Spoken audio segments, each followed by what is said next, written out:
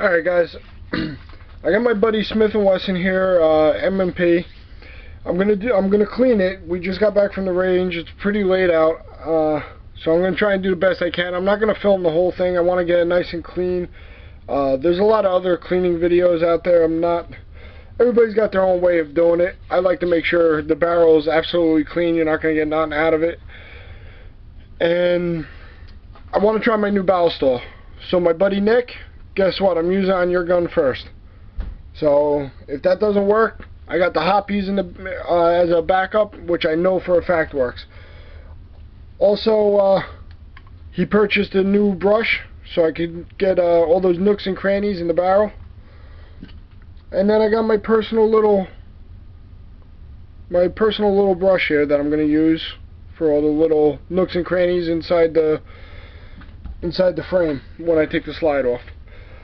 When I'm all said and done, I'm gonna wipe it down with clean bore. I know I have the rusty rags, but I'm saving that for my Colt. Sorry, Nick. I want to be able to be the first one to use that on my gun. So first thing, let's get this out of the way, and I'm gonna start taking her down. So right now, it is clear. There's nothing in there. We're gonna drop. It's clear. Alright, you can see right down, there's nothing there. Alright. It's that simple. Now I watched a couple, as I take this apart, I'm going to talk to you guys. I did watch a couple reviews on how to take them apart and clean them and everything, and they're actually, before they take the slide off, they don't pull the trigger. There's something in here, this little green lever that they take this out, and they call it the takedown tool, and they use that before they take the slide off to click it, which the directions, I've read the directions multiple times and never said to do that. So I don't know, I think this is just to hold the back strap on. I don't think it's supposed to be used for that. I don't know, I could be wrong. It might be an older model, I don't know, but I'm going to do it the way I know how to do it. Recoil spring. And then you take the barrel out. Simple as that. Alright. Again, this is a .40 cal. You can see that feed ramp is just dirty. We're going to clean that all up for him. And he should be pleasantly surprised on how clean I could get this. Alright guys, so I'm going to try the barrel stall for the first time. I'm going to just take a patch. A couple of them here.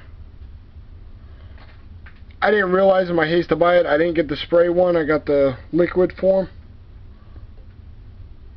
which should be just as good, right? So first thing I'm going to do, I'm just going to run this patch through here so that it can eat away at anything while I'm cleaning the rest of the gun.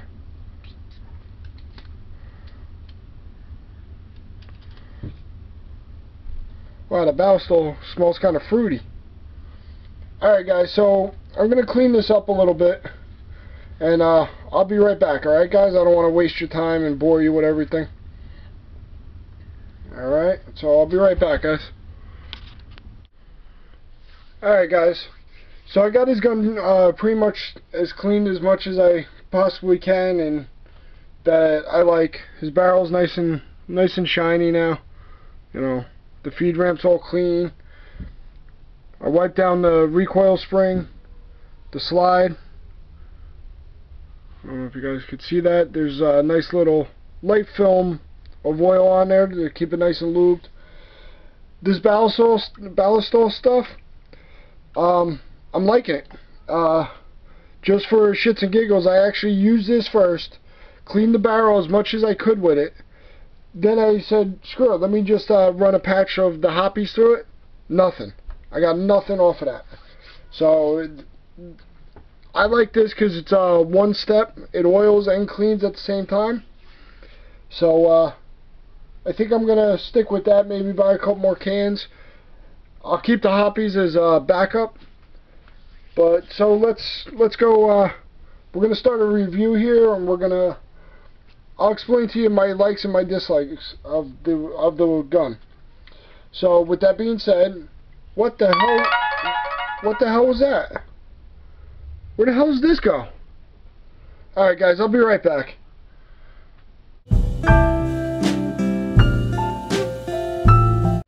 Alright guys, just messing with you, Nick. That was for my buddy, just messing around. That was actually a spring out of a pen. So what I'm going to do is, we're going to put this back together.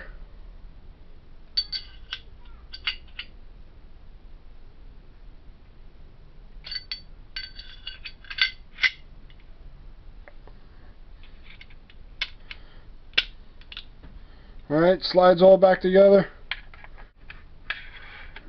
We're going to make sure everything's all nicey nice. We're going to put it back together. Lock it back. Flip it up. Done. Function test is good. Racks the slide. Everything's good. Fires. Magazine's in. Make sure it's locked back.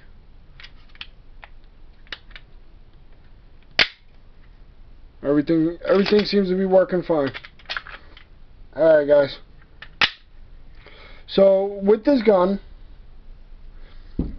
comes with a 15 round mag. It's 15 plus 1.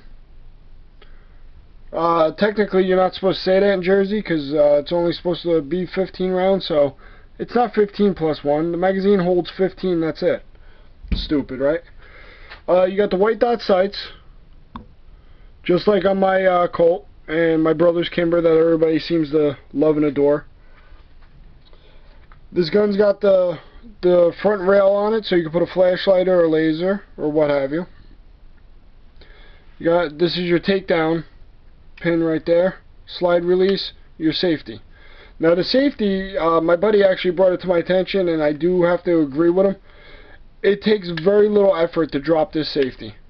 And when we were at the range, he tried to engage the safety, went to put it down on the mat, and it disengaged without him realizing before he had put it down.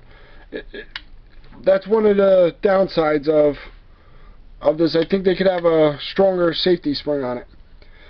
The other thing that I've noticed, I'm used to my Colt or even the Kimber has the slide release is actually extended a little bit. This one's actually in a little bit more. I gotta press a little harder to get it in there and the bite on it, or maybe they could have just done the ridges a little bit better so it grips your thumb a little bit better.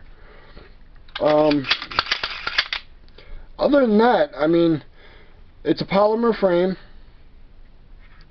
You know, it's a 4.5 inch barrel. It's got the chamber indicator, so when you do load a round into the chamber, you can see the brass in the sight there. It has adjustable back straps. All you do, like I showed you earlier, you turn that and you pull the pin out. The gun's still new, so it's a little stiff. This one, I'm not going to go and change them all. Here, let me grab them real quick. This one here is the medium one. This is the one, it's my buddy's gun, so I'm going to leave that one on for him. You got the smaller one for little girly hands, and then you got the large one for manly hands. Alright. And it just slides on like that, and then you just slide the pin right back in there. Very easy, very simple. And I know a lot of people compare this gun to the Glock, which is cool. I think the only time I shot a Glock was when I went to the range in PA. But that was actually a year or so ago, so I really don't remember too much of that. I don't have the actual weight of the gun, but it's definitely 100% lighter than, say, the 1911s or the Colt, or the Kimber 1911. I'm just going to wipe it down right now with this rag, get the fingerprints off of it, so when I do give it back to my buddy, it's all nice and clean for him. I don't want to hear him bitching and crying. You left fingerprints on my gun. No, I'm just messing with him. Other than that, my overall view of this, I actually like it. It's a nice gun. I really do. I mean, it took me a little bit to get used to the weight, and the trigger pull is a little bit longer than my 1911. But it's very, you can feel it. You can feel when it's about to break. You got a little trigger travel there, and then you have that little spring action there. It's about to break right now.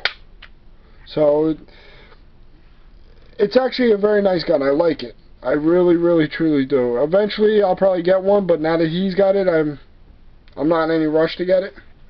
So, guys, let me know what you think. Leave your comments and your opinions. Ballistol. I'm gonna buy more. I'm gonna do my 1911 Colt and the Kimber Colt. I'm sorry, the Kimber 1911 next, and we'll see how that works, guys. Thanks, and I'll talk to you later.